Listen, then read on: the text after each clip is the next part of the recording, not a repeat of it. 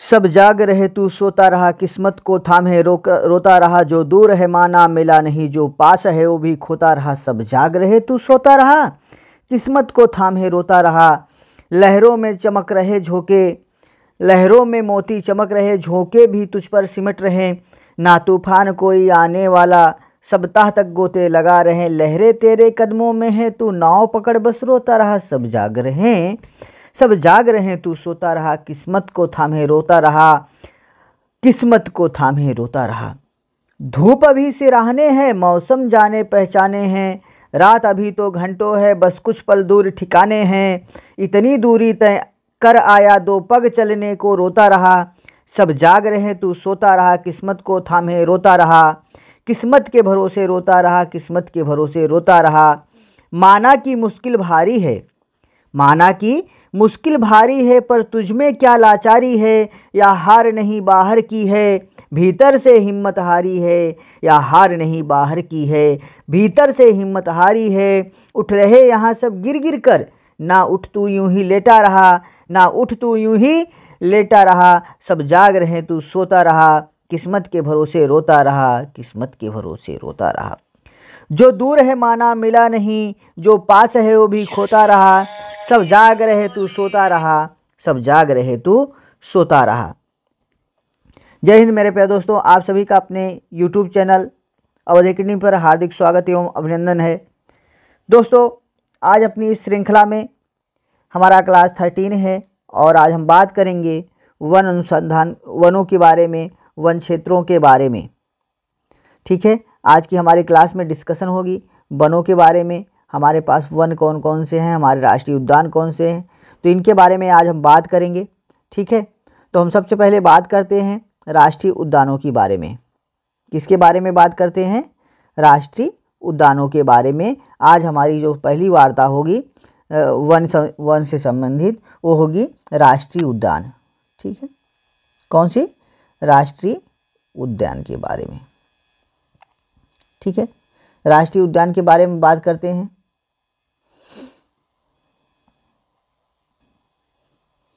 दोस्तों, राष्ट्रीय उद्यान के बारे में बात करें तो जानवरों को राष्ट्रीय उद्यान का जो मुख्य उद्देश्य है या मुख्य जो कार्य है वह क्या है? भाई, उद्यान में क्या रहते हैं? जीव जंतु रहते हैं। ठीक है, तो इसका जो पहला बिंदु है वो है जानवरों को आवास उपलब्ध कराना। किसको? जानवरों को आवास उपलब्ध कराना, पहला कार्य। ठीक है, दूसरा है बाबू, पूरे पारिस्थितिक तंत्र में, पूरे पारिस्थितिकी तंत्र, पूरे परिस्थिति तंत्र अर्थात परिस्थिति तंत्र किसे कहते हैं? जैव मंडल को। किसको? जैव मंडल को। ठीक है, जैव मंडल में सभी तत्वों को संरक्षित करने का प्रयास। क्या करने का? संरक्षित करने का प्रयास। ओके, सभी तथ्यों को संरक्षित करने का प्रयास। ठीक, नंबर 3 की अगर हम बात करें, अगला बिंदु है मानव हस्तक्षेप। मानव हस्तक्षेप, मानव हस्तक्षेप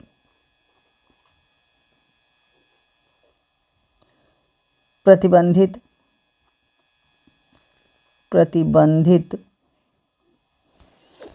होता है। मानव हस्तक्षेप प्रतिबंधित होता है। राष्ट्रीय उद्यान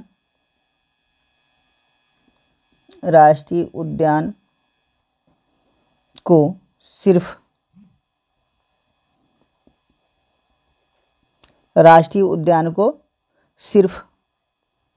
केंद्र बना सकती है, सिर्फ केंद्र बना सकती है। देखो भैया, राष्ट्रीय जो उद्यान होते हैं एक प्रकार के केंद्र होते हैं जहाँ पर जीवों को उनके वास्तविक वातावरण के अनुसार रहने की व्यवस्था की जाती है या मानवों द्वारा उसमें किए जाने वाले हस्तक्षेप को रोका जाता है। ठीक है,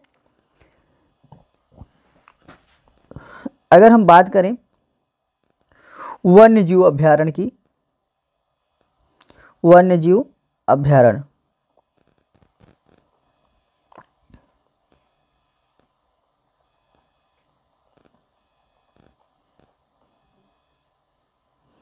वन्य जीव अभयारण्य के बारे में बात करें तो यहाँ मानव जा सकते हैं,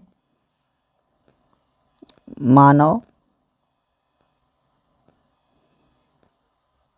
जा सकते हैं। ठीक है, मानव जा सकते हैं। वन्य जीव अभयारण्य केंद्र या राज्य कोई भी बना सकता है। जो वन्य जीव होता है, वन्य जीव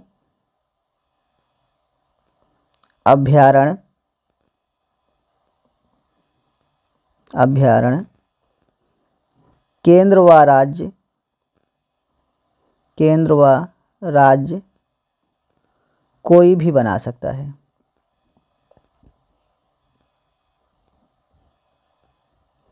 ठीक है, जो वन्यजीव अभयारण्य होता है उसका निर्माण केंद्र या राज्य दोनों के माध्यम से कोई भी, दोनों में से कोई एक उसे कर सकता है, उस पर किसी का प्रतिबंध नहीं है। ओके, आगे हम बात करते हैं तो सन 1935 1935 में देश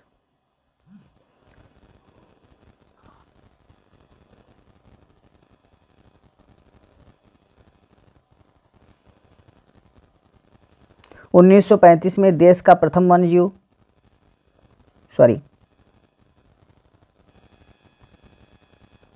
देश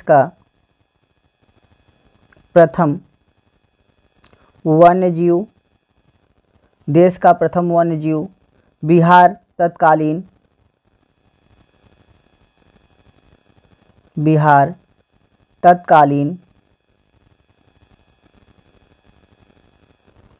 उत्तर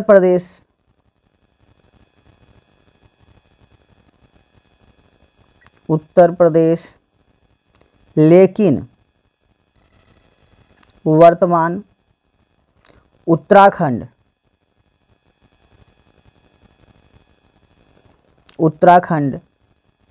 में मोतीचूर, कौन सा? मोतीचूर वन्य जीव विहार है। ठीक है, सन 1935 में देश का पहला जो वन्यजीव विहार या वन्यजीव विहार की स्थापना की गई, वह बिहार, उस समय बिहार के क्षेत्र में आता था, लेकिन बाद में उत्तर प्रदेश और वर्तमान में यह उत्तराखंड में स्थित है। ठीक है, तो ये मोतीचूर वन्यजीव अभयारण्य है। ठीक है, इसे राजाजी राष्ट्रीय उद्यान के रूप में स्थापित किया गया है। ठीक है, इसे राजाजी राष्ट्रीय उद्यान, ठीक है, किसके? राजाजी राष्ट्रीय उद्यान के रूप में स्थापित किया गया।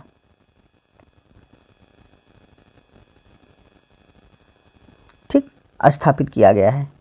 ठीक है, आपका अगले बिंदु की अगर हम बात करें तो 1936 1936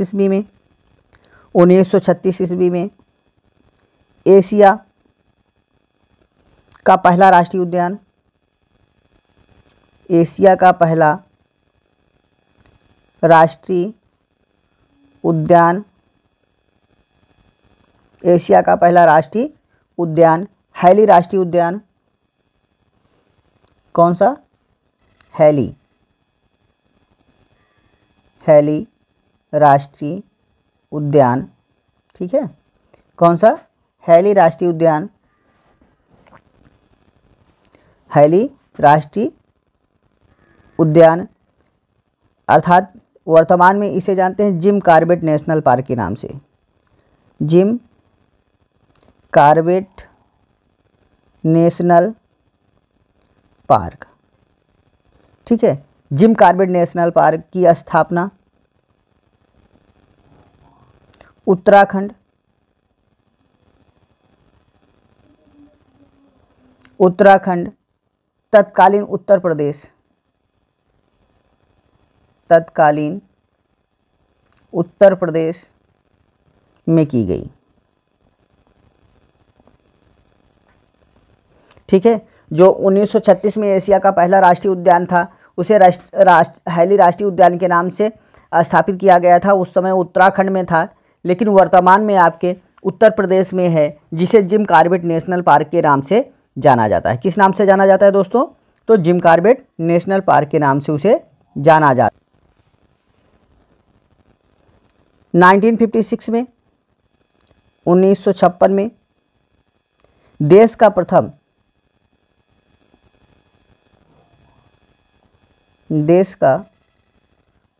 प्रथम वन्यजीव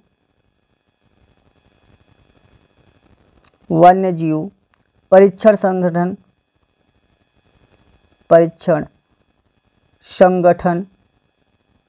वन्यजीव परीक्षण संगठन की स्थापना उत्तर प्रदेश में की गई। ठीक है। वन्यजीव परीक्षण संगठन की स्थापना कब की गई? तो 1956 में उत्तर प्रदेश में की गई थी। ओके। इस संगठन का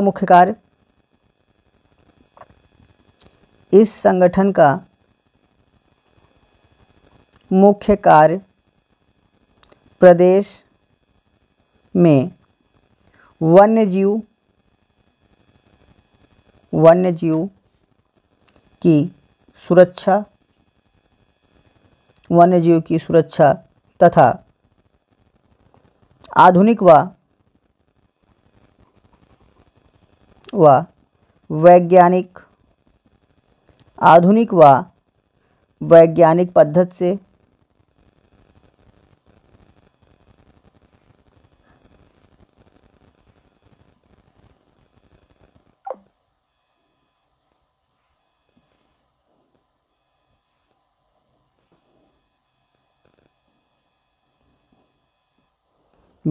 पद्धति से वन्यजीव प्रबंधन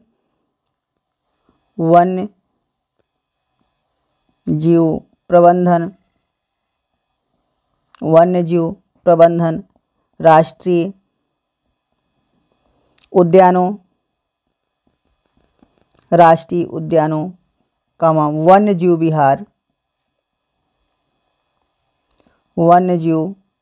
विहार तथा पंछी विहारों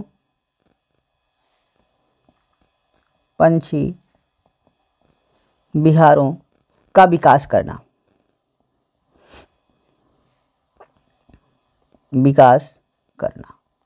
ठीक है। 1956 में देश का पहला वन्यजीव परीक्षण संगठन स्थापित किया गया, या उत्तर प्रदेश में स्थापित किया गया था, और इसका मुख्य कार्य था प्रदेश में वन्यजीव की सुरक्षा तथा आधुनिक एवं वैज्ञानिक पद्धति के वन्यजीव प्रबंधन एवं राष्ट्रीय उद्यानों व वन्यजीव तथा पंछी विहारों का विकास करना था। ठीक है दोस्तों, अगर हमारा वीडियो आपको पसंद आ रहा हो, हमारी जानकारियाँ आपको पसंद आ रही हों, तो चैनल पे नए हो तो चैनल को सब्सक्राइब कर लो। कम से कम वीडियो को एक बार लाइक तो कर दो, और दोस्तों में शेयर जरूर कर दो, जिससे ज़्यादा से ज़्यादा दोस्तों के पास हमारे पहुंच सके। आगे हम बात करते हैं इसी कड़ी में। तो भारतीय वन्यजीव बोर्ड ने, किसने? भारतीय वन्यजीव बोर्ड देश में वन्यजीवों के संरक्षण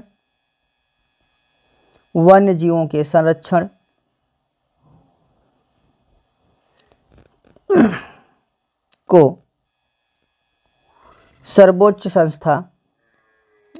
वन्यजीवों के संरक्षण की सर्वोच्च संस्था है। ठीक है। किसकी है? वन्यजीव संरक्षण की सर्वोच्च संस्था है। इस बोर्ड का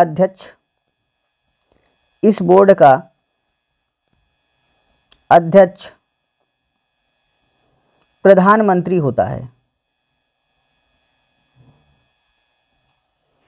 प्रधानमंत्री होता है।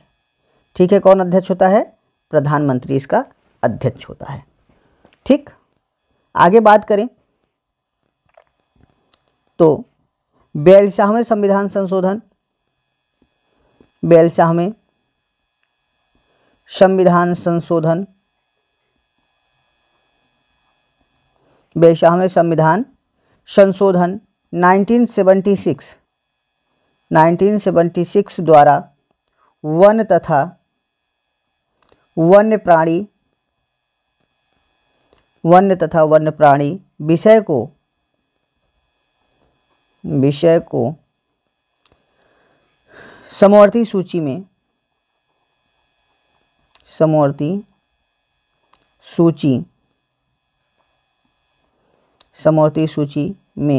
शामिल किया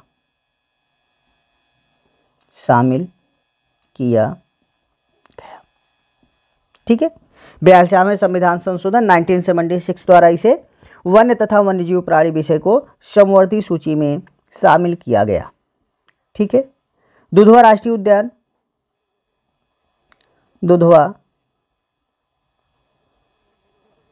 राष्ट्रीय उद्यान 490 किलोमीटर में जो है प्रदेश के एकमात्र राष्ट्रीय उद्यान है।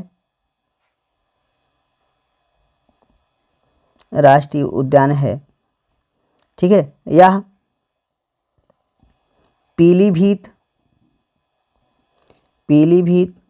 तथा लखीमपुर खीरी जिले में फैला है। ठीक है, दुधवा राष्ट्रीय उद्यान जो है 490 किलोमीटर का है। ठीक है, यह आपके प्रदेश का एकमात्र राष्ट्रीय उद्यान है जो पीलीभीत से लेकर लखीमपुर खीरी जिले तक विस्तृत रूप से फैला हुआ है। ठीक है, कहाँ से कहाँ के बीच में है? तो पीलीभीत से लखीमपुर खीरी के बीच है। Okay, confirm. चलो आगे चलते हैं दोस्तों। इसकी स्थापना किसकी? दुधवा राष्ट्रीय उद्यान की। ठीक है, दुधवा राष्ट्रीय उद्यान की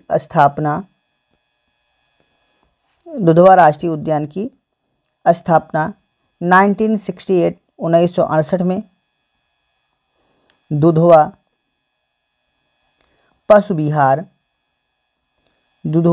विहार के रूप में हुई। ठीक है, के रूप में हुई थी। ठीक है, किस रूप में? तो दुधवा पशु विहार के रूप में हुई थी ना। किंतु 1977 ईस्वी में 1977 में इसे राष्ट्रीय उद्यान का दर्जा प्रदान किया गया। राष्ट्रीय उद्यान का दर्जा प्रदान किया गया। ठीक है, कब प्रदान किया गया राष्ट्रीय उद्यान का दर्जा? तो 1977 में, और दुधवा पशु विहार के नाम से इसकी 1968 में स्थापना हुई थी। ओके, चलिए आगे हम बात करते हैं।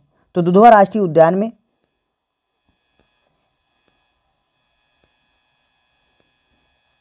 दुधवा राष्ट्रीय उद्यान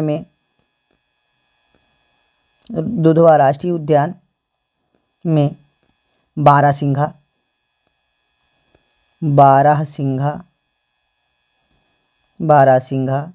की दुर्लभ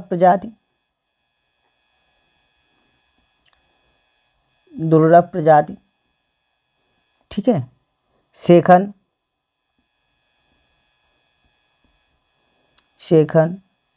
डुआलिसी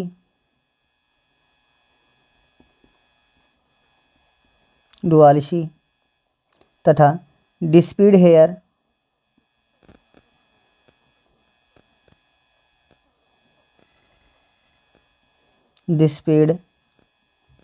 हेयर एवं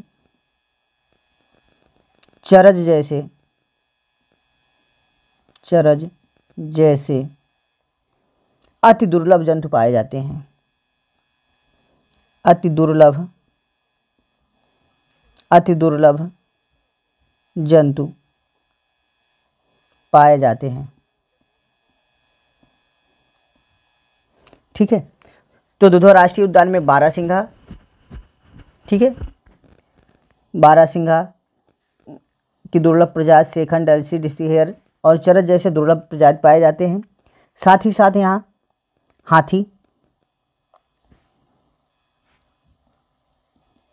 हाथी, एक सिंही गैंडा, एक सिंही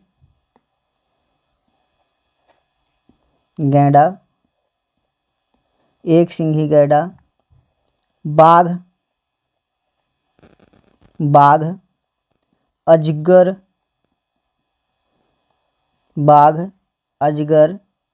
सांभर, ठीक है, क्या सांभर, ठीक, सांभर भी यहाँ पर पाया जाता है। ओके, तो दोस्तों आज के वीडियो में बस इतना ही। ठीक है, अब आपको मिलेंगे इसका अगला पार्ट लेकर अगले दिन, जिसमें हम बात करेंगे वन्यजीव विहार और पंछी विहार के बारे में। ठीक है, अगले वीडियो में हमारा इसी टॉपिक पे बात किया जाएगा। तो चलते हैं, फिर मिलेंगे आपको नेक्स्ट डे। तब तक के लिए बाय बाय, टेक केयर, पढ़ते रहो, स्वस्थ रहो और मस्त रहो।